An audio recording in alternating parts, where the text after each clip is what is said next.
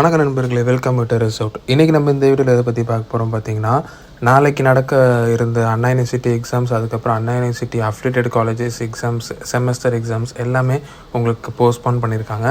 Postponed date வந்து உங்களுக்கு குடிசத்தில் அண்ணா யூனிவர்சிட்டிலேருந்து அஃபிஷியலாக அனௌன்ஸ் பண்ணுவாங்க. அது மட்டும் இல்லாமல் நிறையா பேர் வந்து மெயில் பண்ணியிருந்தீங்க, அதாவது இம்பார்ட்டன்ட் கொஷின் பர்டிகுலர் சப்ஜெக்ட்ஸ்க்கு போடணும் அப்படின்ட்டு. அந்த எந்தெந்த சப்ஜெக்ட்டு அப்படின்ட்டு சப்ஜெக்ட் கோடோட மென்ஷன் பண்ணுங்கள் இந்த வீடியோ கமெண்ட் செக்ஷனில். நிறைய பேர் எந்த சப்ஜெக்டை கேட்குறாங்களோ கண்டிப்பாக அந்த வீடியோ நம்ம போஸ்ட் பண்ணுவோம். அது மட்டும் இல்லாமல் இப்போ நாளைக்கு உண்டான எக்ஸாமுக்கு நிறைய பேர் ப்ரிப்பேர் பண்ணியிருந்திருப்பீங்க. இப்போ நான் சொல்கிறது என்னென்னா, நாளைக்கு உண்டான எக்ஸாம் ப்ரிப்பேர் பண்ணுறது ஸ்டாப் பண்ணிட்டு அப்கமிங் எக்ஸாம்ஸ்க்கு ப்ரிப்பேர் பண்ணுங்கள். எதனாலனா, இப்போ நாளைக்கு நடக்க போகிற எக்ஸாம் போஸ்ட்போன் ஆச்சுல, அது கண்டிப்பாக உங்களுக்கு லேட்டாக தான் அவங்களுக்கு ரீஷெட்யூல் பண்ணுவாங்க.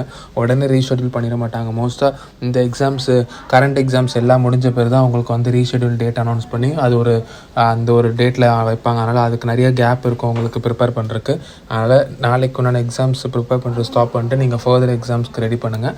நாளைக்கு உண்டான எக்ஸாம்ஸ் போஸ்ட்போன் டேட் வந்த பிறகு நீங்கள் வந்து உங்களுக்கு கண்டிப்பாக உங்களுக்கு இன்பிட்வீன் நிறைய கேப் இருக்கும். அப்போ உங்களுக்கு படிக்கிறதுக்கு டைம் இருக்கும். சரிங்களா?